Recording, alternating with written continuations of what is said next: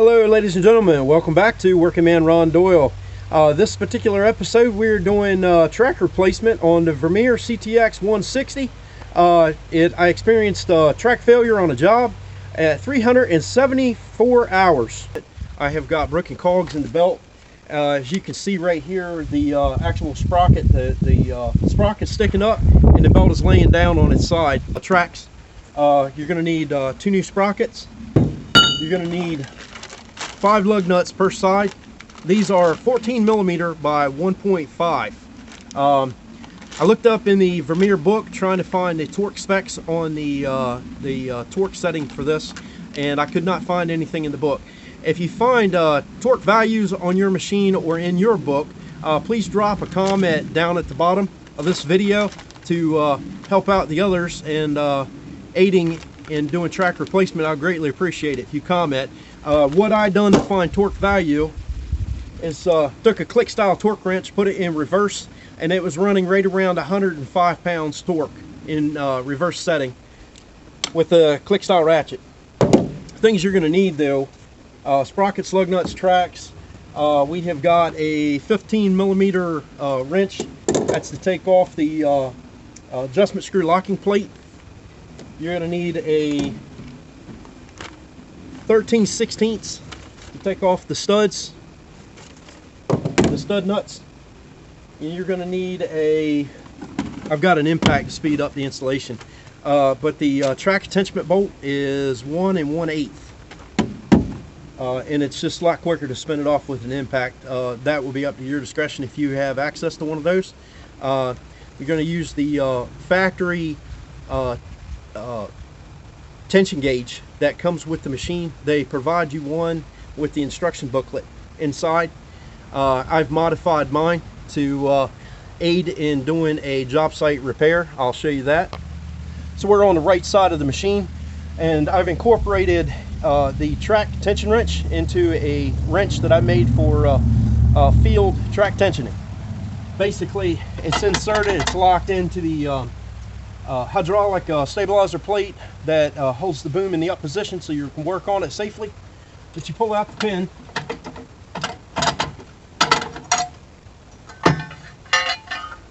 you set this down right here. Basically, this is the sizes that you need mostly to work on this machine. You've got a 15 millimeter wrench. That's to take off the locking plate.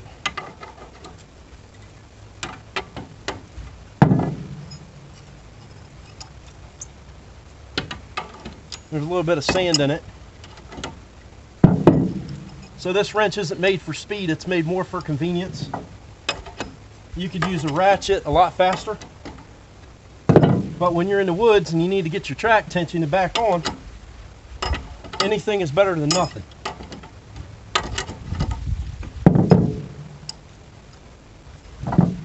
And with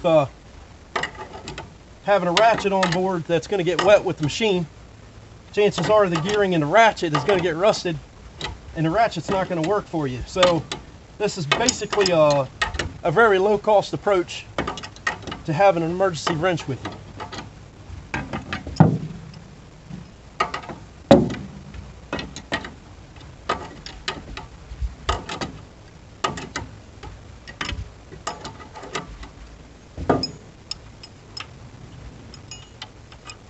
All right, we got the locking plate off with the bolt that Vermeer provides. That's the 15 millimeter side, and then the 1 1/8 side is to actually do your track tension adjustment. And then on the bottom side here we have the factory track tension wrench. I've got a cushion grip round pipe handle that's welded onto the bottom underneath of this. The cushion grip is wrapped around this, and there's heat shrink on the outside of this. On the end, it's just in case. I've got some sockets into the toolbox that I keep on board if you have to do another adjustment. This is 3/8 square drive, this is 1/2 inch square drive. And basically, looking at this wrench, if you look down, I've cut a groove into this, and that is to keep this wrench inside of the support arm. So you take the wrench, And you lay the wrench in there like this. And what this pin does, when you lock this into the back of the arm, this pin goes through and locks and holds the wrench from coming out that direction. So the way you install this, find your 2 slots up into your loader arm, up in here. You take your wrench and lay it down so that the adjustment tension wrench is face up. Push it all the way up until it hits. Put your pin in.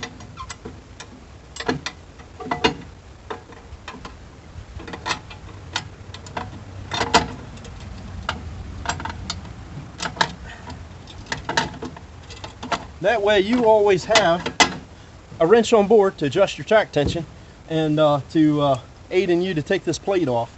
Now, this 15 millimeter also takes the head nose plate off the front end if you have to get to your battery. Very vital tool, quick, simple, basic, and it's pretty much all you need with this machine when you're going out into the woods and you need an emergency repair. But that'll definitely get you out of jam. Now, talking about the tracks, I bought these factory tracks. They're Camsos. That's what Vermeer puts on their machines as they go out of the factory. They are bought from the Laurel, Delaware Vermeer dealer. And the price of each one of the tracks is $749.24 each. Both of them together is $1,498.48. The Vermeer dealer at the counter, he gave me 2 free shirts. Greatly appreciate it. Shout out to Vermeer for that. I appreciate it. And the guy at the counter, thank you. The sprockets were bought. Now the tracks were bought on 4/16/2024. The sprockets I bought a little earlier. I bought them on 9/14/2023, knowing that I'd have to replace them because they were getting they were starting to show signs of wear, and I wanted to have them in my possession because we were still going through some shortages. They're 5-lug sprocket. These are a Vermeer part. Part number for the sprocket is 163774486. They are $146.55 a piece in 2023.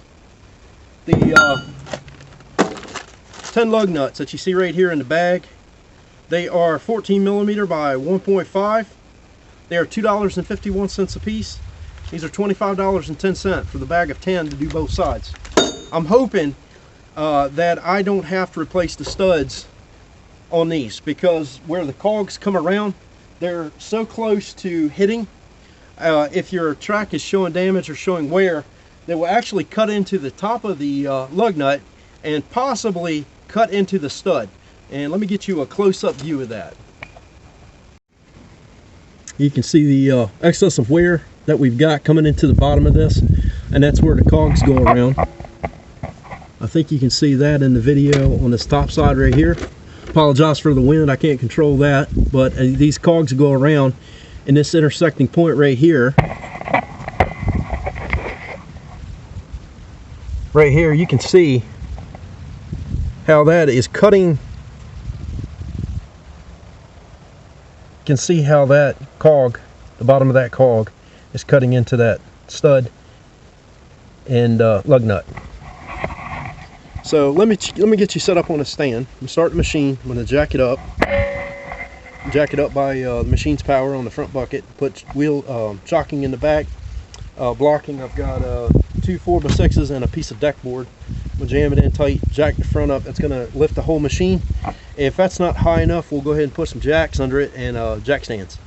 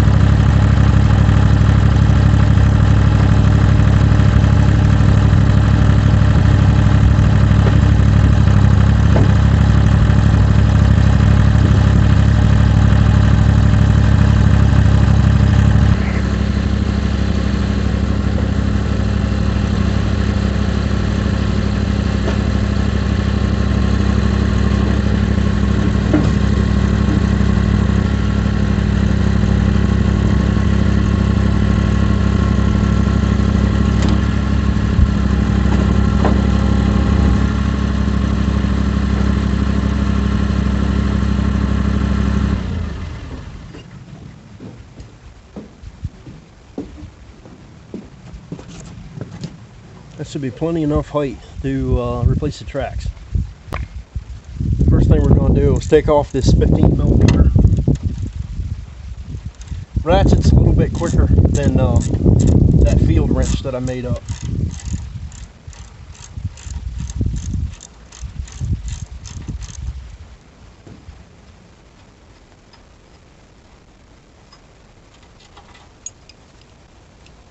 Now, if you're doing this out in the field, you're going to have a lot of mud. I've already cleaned this machine as good as I could, so this installation should be a little quicker and a little neater. Now, to release the tension on this, you need a 1 1/8 inch, and I'm putting it on an impact. You got to find out what direction, because it's opposite from left side, right side as to what you're doing. This is the left side of the machine.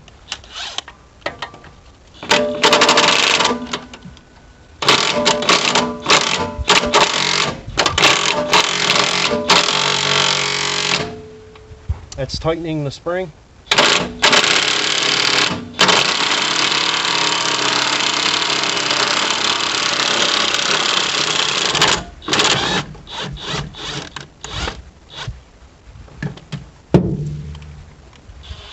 So this is clockwise. Left side of the track is clockwise to loosen the spring, and you've seen the track tension drop down. So we're going to go ahead and remove this track. Let's see. And I got this on my equipment trailer, so it should be a little easier.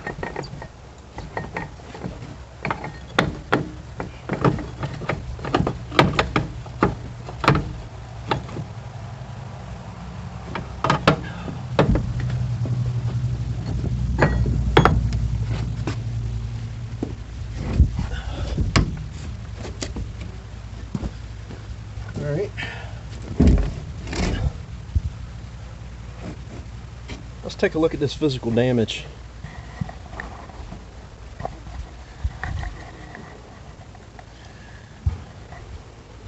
You can see there is quite a bit of uneven wear.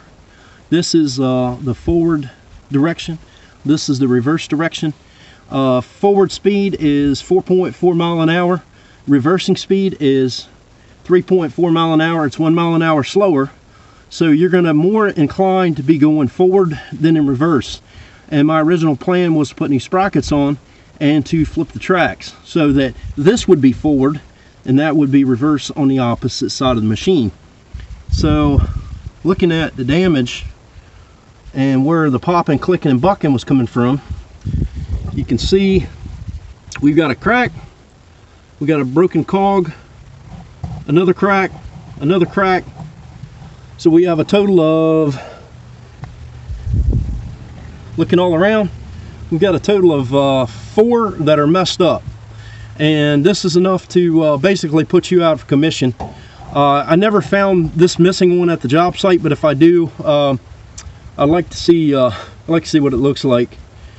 But this is the track on the left-hand side of the Vermeer CTX. Go ahead and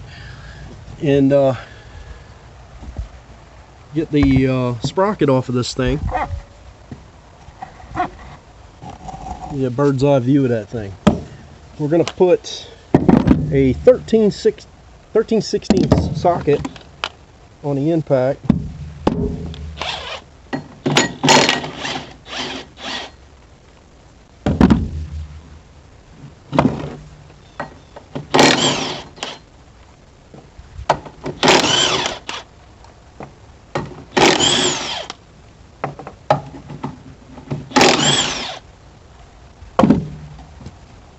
Alright, as you can see, I'm going to show you the physical damage of those cogs. Alright, that is lug nut number 1. It's worn through. Lug nut number 2, it's not worn through. Lug nut number 3 is really worn through. That's going to be a bad stud. Lug nut number 4 almost worn through. And the last one, lug nut number 5, worn through. Pretty bad. So it looks like I'm going to have to replace 2 studs. I don't have those in my possession now. Let's take a look and see what these studs look like. Let's see if I can find them. That's one.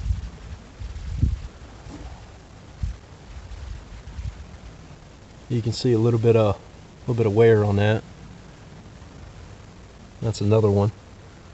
A nice little groove cut into it. And that's got a groove cut into it. And that one's okay. So hindsight, I wished I bought studs from the store. Let me get a wrench, smack this sprocket, and see if there's any other damage.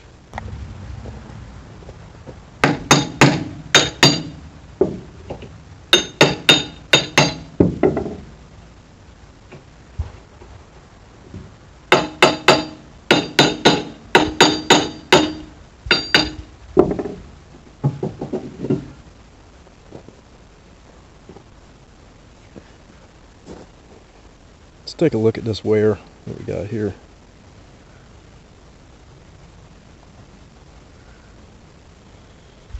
Pretty significant amount of wear. That's the inside. I've seen a part number. I see a part number on that.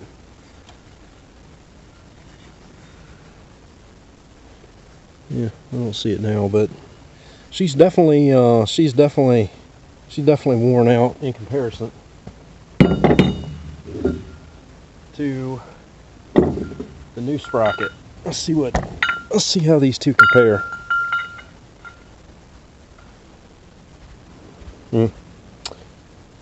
Quite a bit. As far as thickness, they've worn on the sides, but it's more worn in here than thickness of the sprocket itself. So that's kind of what you would expect to see with 340 plus hours on it. Now I'm going to clean up the mating surfaces.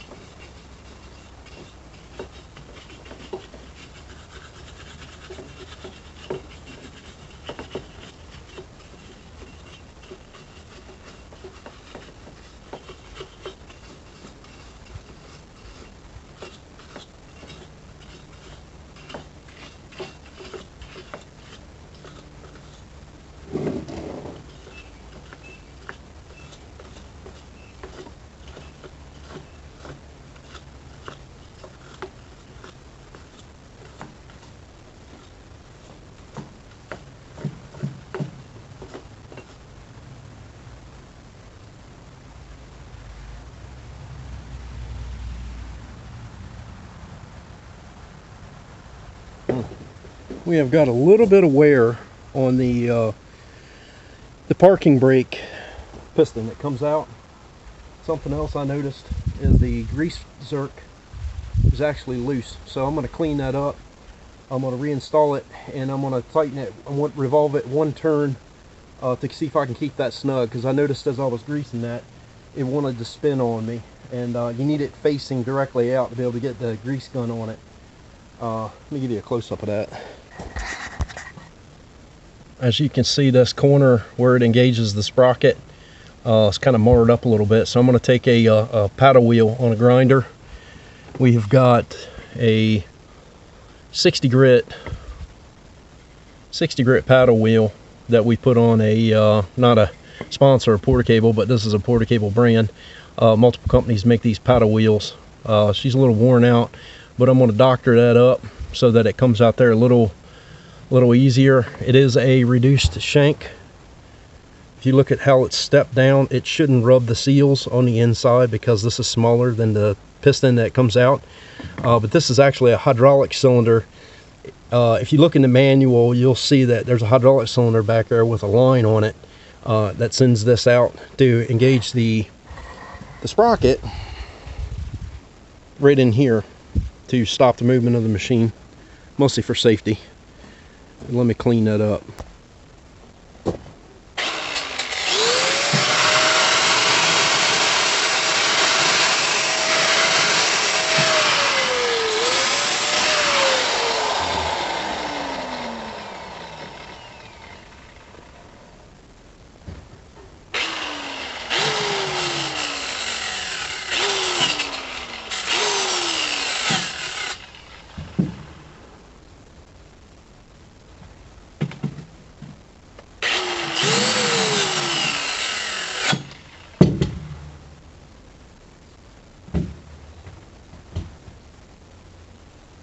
I think that did it.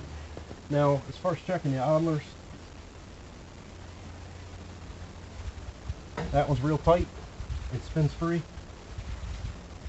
You want to go through and check each and every one of these idlers. So you have a front idler, back idler, and of course that's drive sprocket, and they call these bogey wheels, and it has 5, and that's per side. We go ahead and check the condition of each one of those, and I did notice there is a rollover edge on each and every one of those. That can cut into the belt. So what I'm going to do is take the 60 grit paddle wheel. I'm going to go around on each one, and I'm going to take off the edge.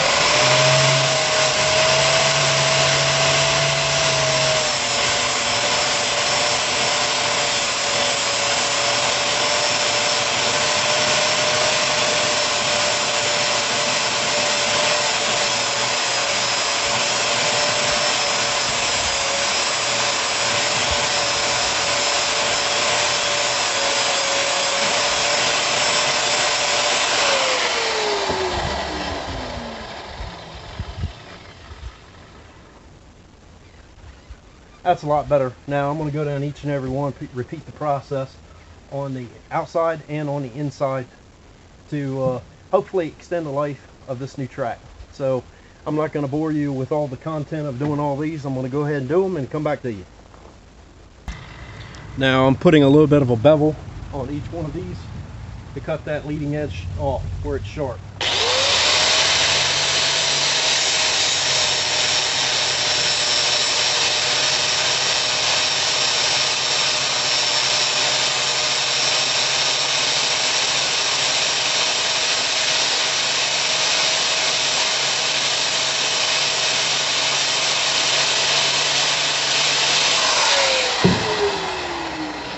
Give you a close-up of what a finished roller looks like. As you can see, there's a beveled edge on around. Now one thing you want to do when you're grinding these is make sure they spin freely. Now on these 5 bogey wheels, this one was stuck. And the ones that were stuck, you want to make sure, rotate this and make sure there are no flat spots. And if you find a flat spot on this bogey, you really need to replace it. Don't try to get every ounce of cost or value out of it, but replace it.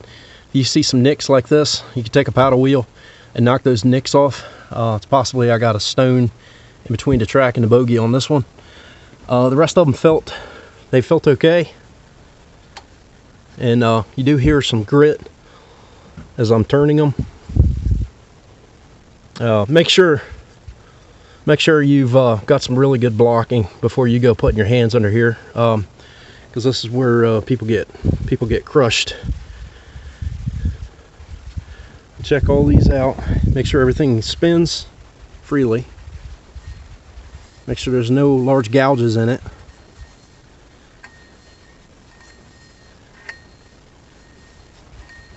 And repeat the process. So I'm going to bevel the inside, I'm going to flatten it and bevel the insides and the outsides, and I'm going to go ahead and put jack stands under the nose in case this bucket decides to come down on me. It'll stop it. All right, this is the right side of the machine. Of course, we've got the lock plate off of it. And on this side of the track, we're going to be putting it in loosen mode for the right side.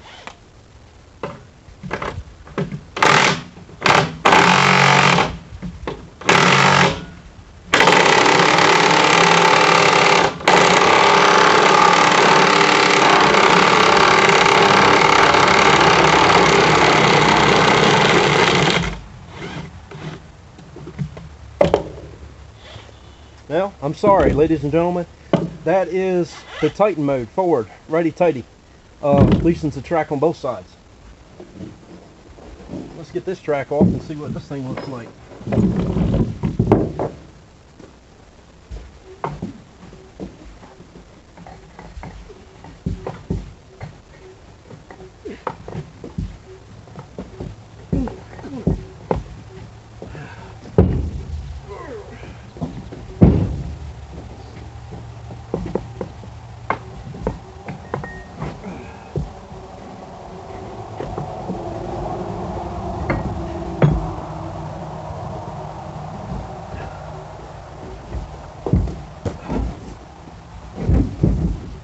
Alright, let's give you a close-up of the differences.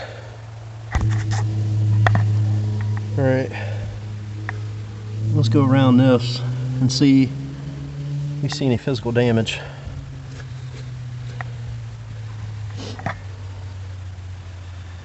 Still uneven wear, but not as much as the left side track. This is the right side track.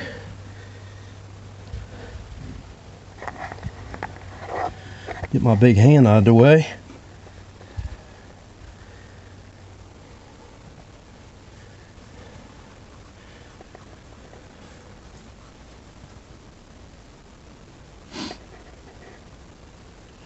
Yeah, this track will be good for a backup.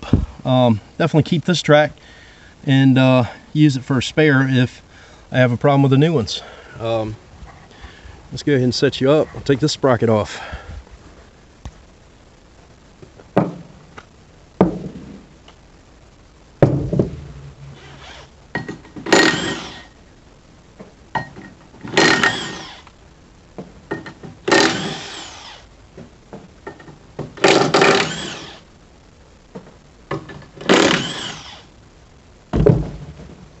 Let's take a look. Let's take a look at these.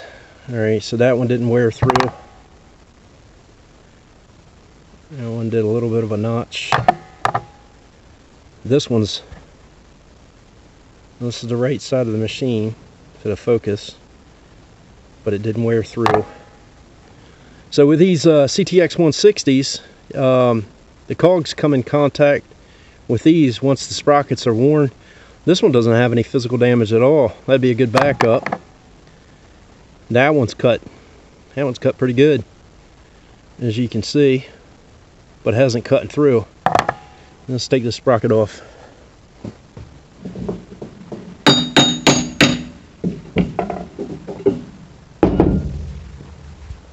Sprockets are definitely less in weight when they're worn out. You can see we got some side wear. A lot of this is gone. Same as the other side. There's an actual part number on it. 5 lug, just like the other side. Let's go ahead and touch up the bogey wheels, check them all out, make sure they roll good. A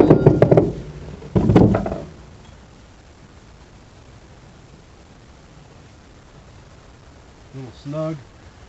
A little bit of wear, chafing right here. I'll probably take a paddle wheel on a grinder, knock these edges off. That one's good. That one's good. That one's good. That one's good.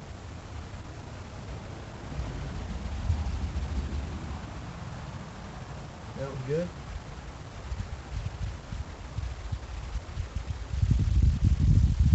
That was good. Now another thing I want to check and make sure that the back idler and the front idler are not bent. Alright, I think I got you a bird's eye view.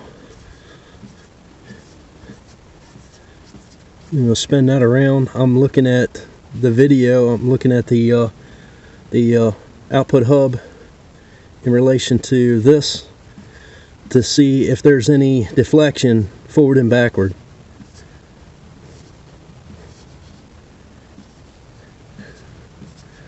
This is the rear idler on the CTX 160.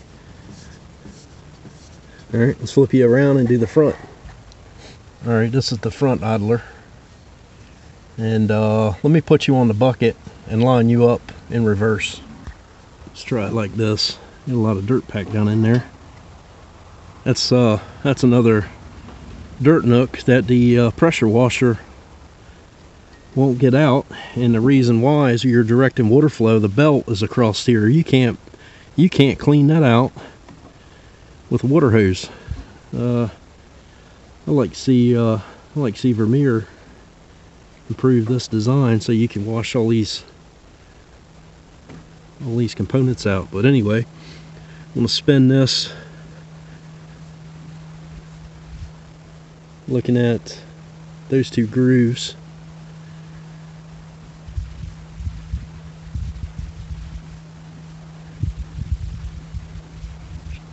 So you're running pretty straight. Continue with the other side. Now we're back on the left side of the machine, focusing down here on the video. Don't see any wobble side to side, and you don't see any wobble up and down. Alright, back idler. That's a nice thing about a video camera, is you can line things up in the photo.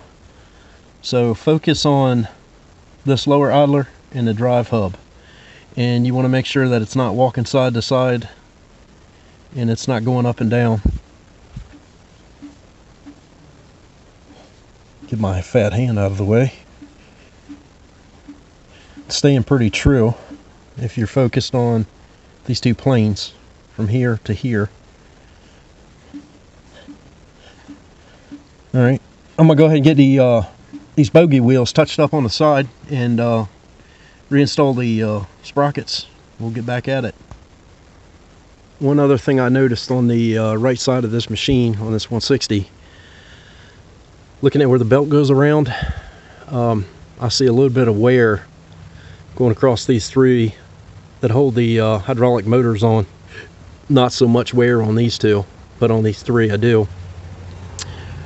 So I'm going to go ahead and start the machine up. I'm going to run the machine, I'm going to run these, and I'm going to see if I see any wobble side to side.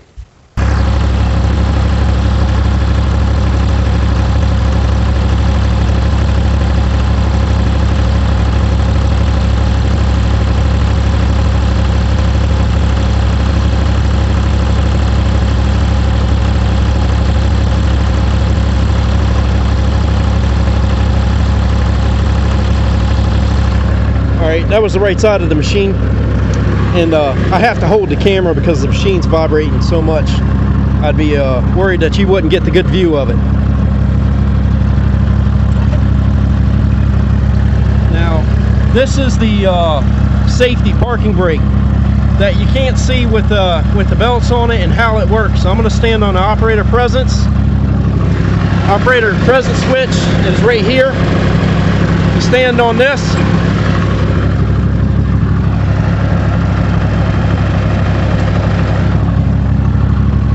That's standing on it, that's stepping off of it.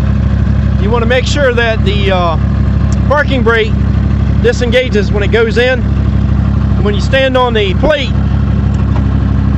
it goes back in, it retracts. So that way your wheel motors will spin. This is the left side of the machine.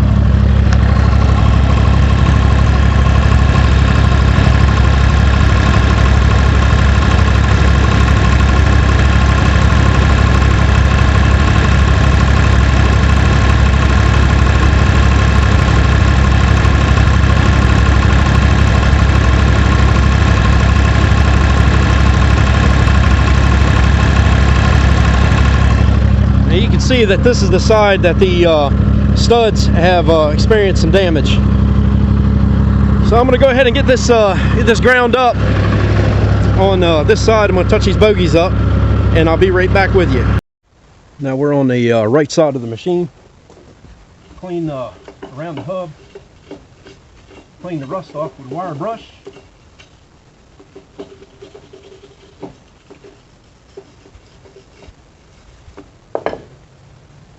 Make sure there's no sharp edges. We'll take our brand new sprocket, put the recessed part of the sprocket in the back. We'll take our 5 new lug nuts that are 14 millimeter by 1.5. Now in the book, there was no torque specs in the owner's manual.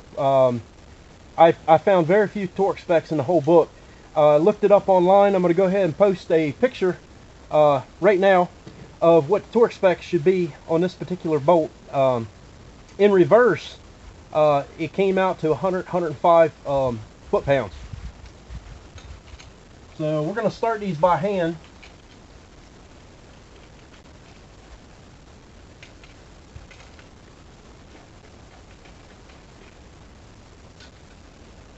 We're going to use the impact and set them, and then I'm going to torque spec them to 105.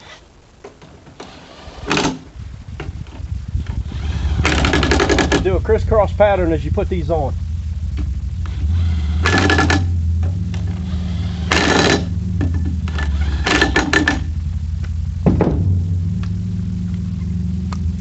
Got the old school torque wrench set at 105.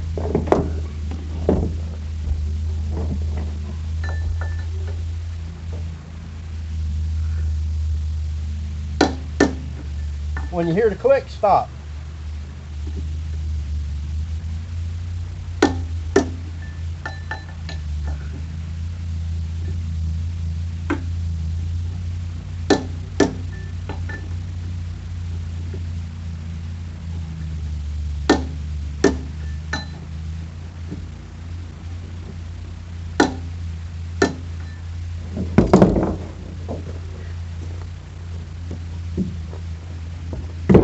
Let's go and get the belt and get this belt on.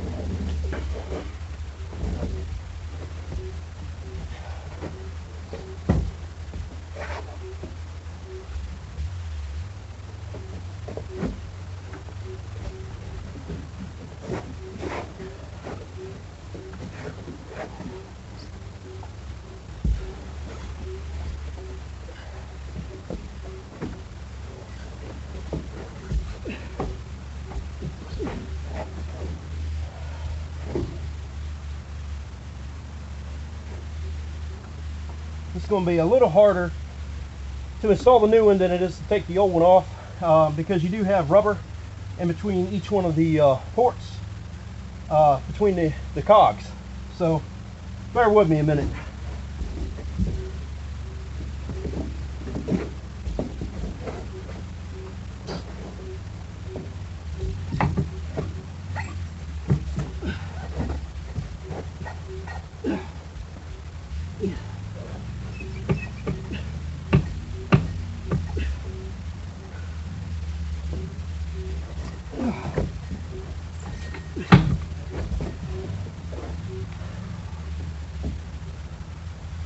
I just wanted to see if I could do this without a pry bar. Pry bar would probably help.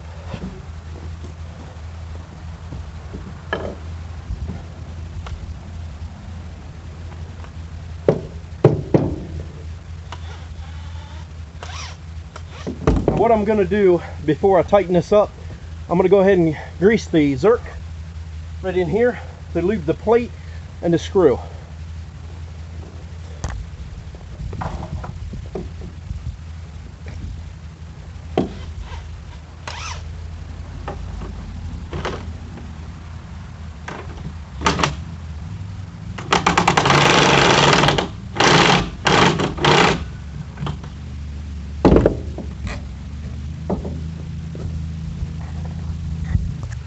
The zerk you're going to be greasing is right there.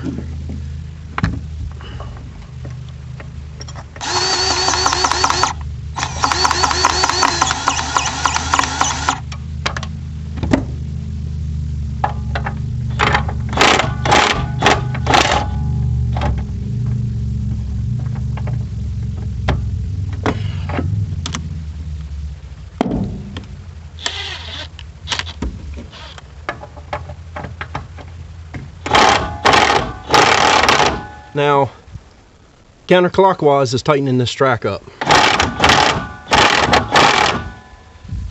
Now, when I get it through another plate, I'm going to go ahead and grease that screw again.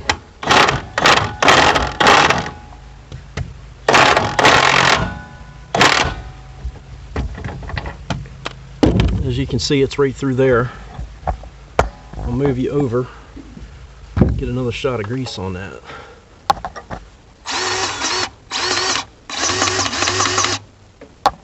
She's squirting out the back side. You all can't see it, you'll have to trust me.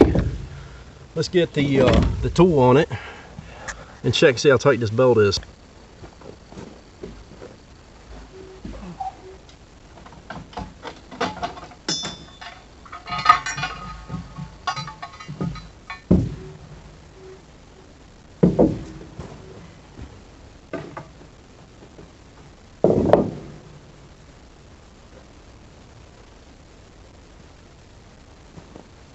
I'm going to give you a close-up of where the adjustment wrench is needed to be when you do the tightening. Alright, you're looking for this plate and you're looking for the back side of the front idler bracket, which is right there. Alright, so this goes to the front, this goes in between for that plate. So I take this tool that I made and you put it against the front plate. Well, you can see the track needs to be tightened up a little bit more. It's to fall between those two grooves. So I'll see if I can do this one-handed. Kind of hard to do.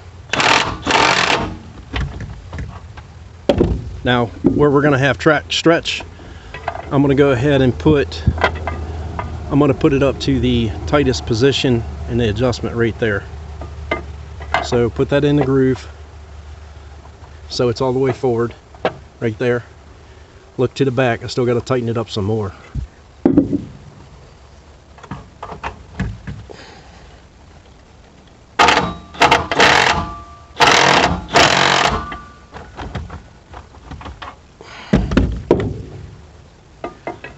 Put that to the front groove.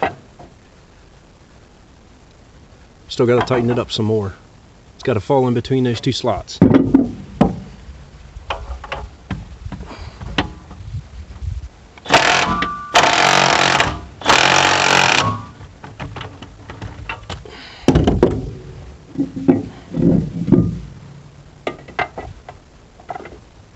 Alright, on the front groove, and we're almost in the center of that bracket. As you can see right there, I'm going to tighten it till it hits the front.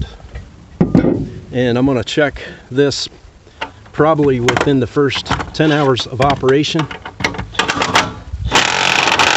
and make sure that my track didn't loosen because of them being new. Alright, we're right in the middle of that groove. I'm going to go ahead and leave it there. As you can see, that's proper track tension. This is on the right side of the Vermeer CTX 160. Let's get to the other side. I'm kind of getting ahead of myself on this. Your locking plate has to go on next. So you put your locking plate into a groove and try to line it up so that it falls in that slot. So we're out from hitting that spot. If you spin it down that direction, you're not far enough. So what I have to do is tighten this by hand until it falls into the tolerances, but also falls to catch this stud, this nut here. Now we could put it on the opposite side right there, and that actually lines up. So we'll go ahead and put it on this side now and snug that up. And this is a 15 millimeter headed bolt.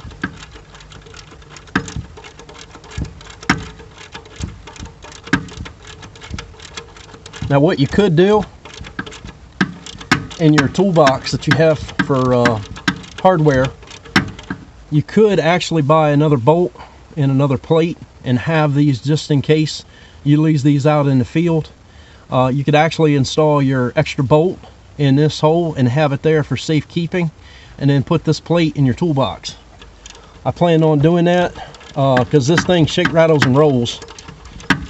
Now on torque spec on this, I'm just going to give it one ugga dugga. It doesn't really say in the book the torque value for this holding plate.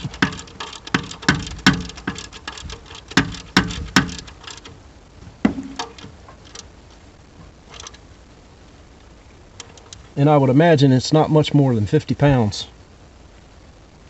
Ugga dugga, that's it. Let's go to the other side. Now one thing I noticed on this particular side, that the parking brake cylinder, the piston that comes out, I noticed wasn't taking grease properly, and I never investigated it. Now that I'm looking at this, I want to bring you in on a close-up to show you what's going on. Alright, parking brake cylinder, piston that comes out's right here. The grease fitting is on this side. As you look down here, there's a set screw with a locking nut. Now I hooked up and went to pump grease in it, and this is what happened. Grease should come out around the piston and around this part right here. And if you look right down below, grease just oozed out of that one hole, which means it's not forcing grease to the front of the cylinder where it was supposed to be. Now, upon inspection, apparently I've lost either a plug or another set screw with a nut, and I have to contact Vermeer and find out what goes in this hole down here. Let's see if I can get you in on a close-up of that. I don't know if you'll be able to see if I can focus on this or not. Alright. Alright, right there. That's where it's coming out. It's right there, and that is a threaded hole underneath of that. So something to keep your eyes on if you got one of these machines. Make sure you don't lose any of those. I'm going to go ahead and repeat the process of putting a sprocket on. Repeat the process of putting a sprocket on this side. I'm going to go ahead and put the track on. I'm low battery right now. I'm going to put this thing on charge and come back with you. As you can see, I've got the track on the left hand side, and I have went around with a yellow paint marker to give me a marking on every one of the studs at like somewhere around 2 o'clock mark. I did that on the left and right side of the machine. Got the track tension set with my tensioning wrench, which butted up to that, and I'm in the dead center with that plate for track tension. And like I said, I'll check this again after 10 hours of break-in on this track, and that should set me pretty good on doing this install.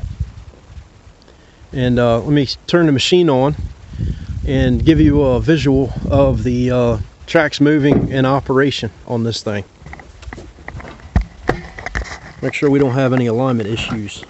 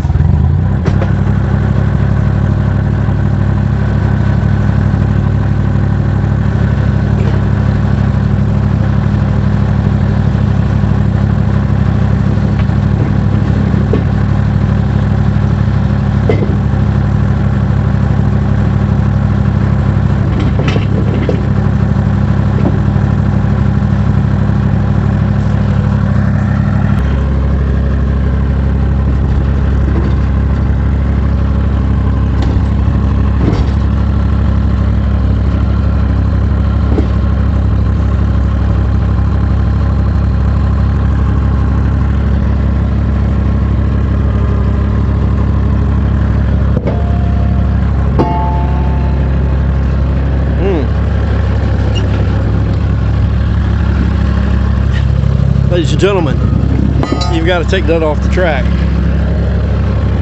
If it's a blooper or blunder, it's going to be in a video.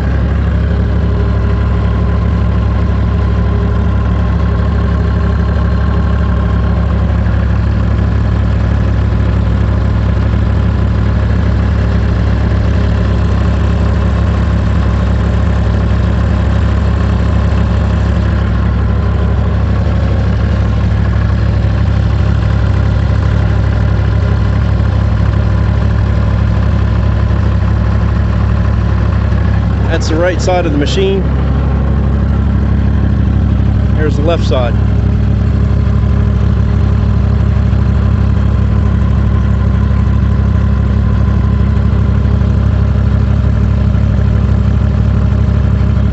Now I'm going to give you a close-up where the lug nuts were rubbing. Let's see if I can set you up right here. Now this is the noisy side of the machine. It's the side the exhaust comes out on, but what I want you to pay attention to is the clearance between the bottom of the cog teeth and the top of the lug, right in there. I'm going to turn the machine on and revolve the tracks.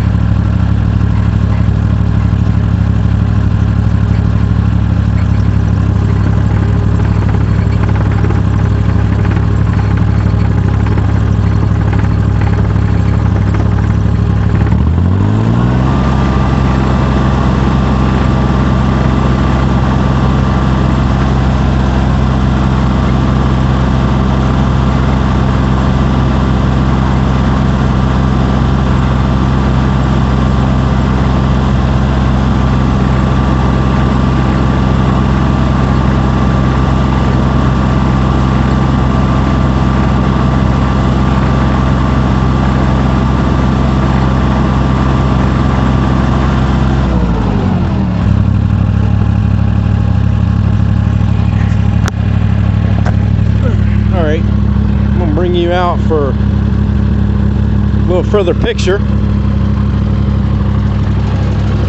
of the tracks in high speed. I'm going to go ahead and idle the machine up and check for waviness in the track.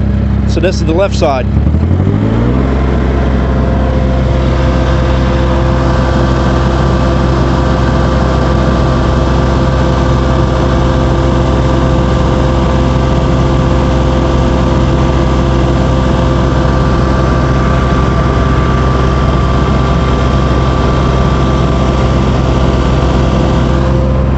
That side ride's pretty true.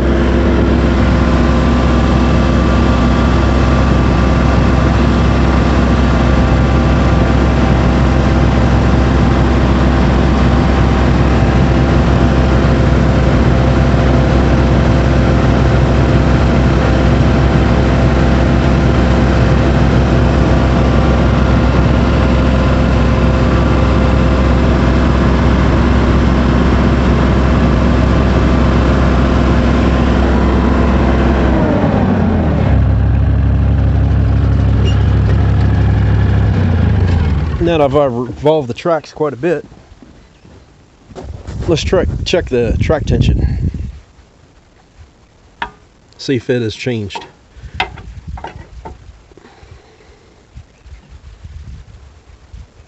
We're riding dead center.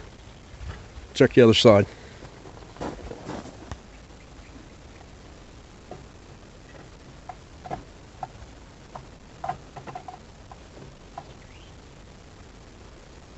This one went back just a little bit. This one had a little bit more stretch. And like I said, after 10 hours, I'll check it again.